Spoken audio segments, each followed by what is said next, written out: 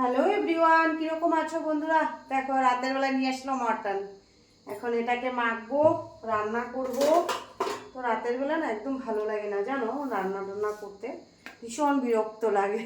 এখন নিয়ে আসছে, রান্না তো করতেই হবে বলো।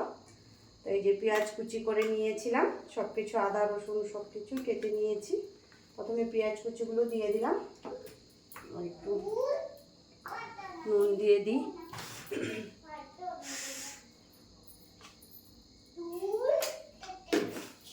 মশলা নিয়ে প্রথমে হলুদের গুঁড়ো দিলাম 2-3 চামচ, বেশি আনিনি। ধনে গুঁড়ো, তারপরে দিব একটু জিরার গুঁড়ো। লঙ্কার গুঁড়ো বেশি দেব না, কাঁচা লঙ্কা দিয়েছি তো পেস্টে, সেই জন্য দেব না। কি মা দিচ্ছি, দাঁড়াও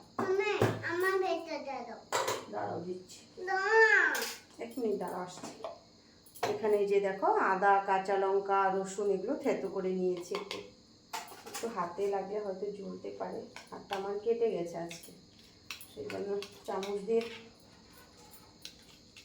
করছি।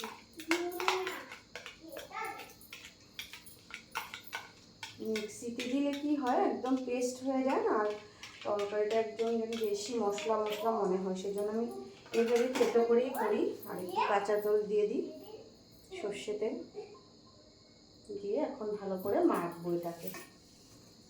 যত ভালো করে মাখা হয় মশলাটা ঢুকে মাংসের ভিতরে, তো খেতেও অত ভালো লাগে। মেখে আর 1/2 ঘন্টা রেখে দেবো, তারপরে বসাবো রান্না। রাতের বেলা রান্নাটা না ভীষণই বিরক্ত। আজকে মানে দিনে মাছ পাইনি, ডিম রান্না হয়েছিল, মূলা পাতুরি করেছিলাম, ডাল, সেই জন্য রাতের বেলা দেখো নিয়ে আসলো মটন। এখন কালকে আবার বৃহস্পতিবার, আমাদের নিরামিষ, তো রান্না তো করতেই হবে, রাখলেও হবে না।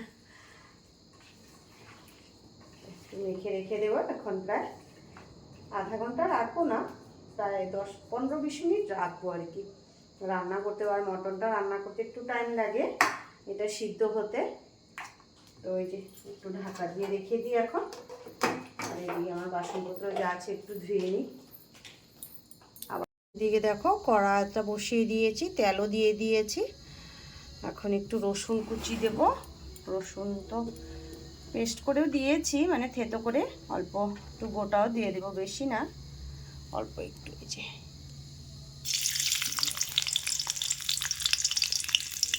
দিয়ে দেখো, যে মাংসটা যে ম্যারিনেট করে রেখে দিয়েছিলাম, প্রায় 15 মিনিট রেখেছি।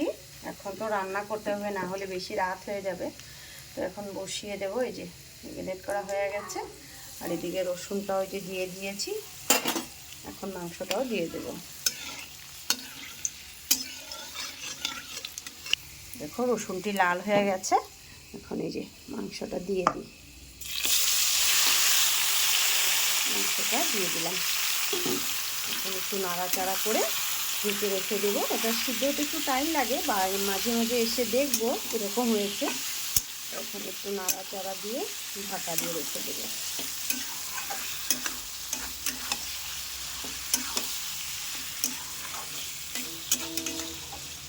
মটনটা না ভালো করে কষতে হয়, না হলে খেতে ভালো লাগে না।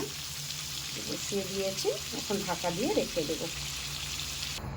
ঢাকা দিয়ে রেখে দিলাম, এটা আস্তে আস্তে সিদ্ধ হতে থাক। এদিকে আরও কাজকর্ম সেরে ফেলি, আমি বাসনপত্র আছে ধুয়ে নিই। দেখি মাংসটা কতটুকু সিদ্ধ হলো। তখন সিদ্ধ হয়ে গেছে, একটু নাড়া দিয়ে দিই।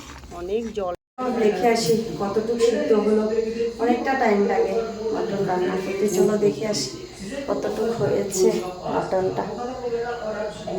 আজকে না মাংসতে জল দেব না, একদম কষানো বানাবো, শুকনো শুকনো করে। তো গরম ভাতের সাথে খেতে দারুণ লাগে। তো এই দেখো রান্না আমার কমপ্লিট। তো এখন সবাইকে ভাত দিয়ে দেব। হ্যাঁ, এর জন্য এখানে শেষ করলাম ভিডিওটা বন্ধুরা। নেক্সট ভিডিওতে আবার তোমাদের সাথে দেখা হবে। তো সবাইকে টাটা, বাই বাই, শুভরাত্রি।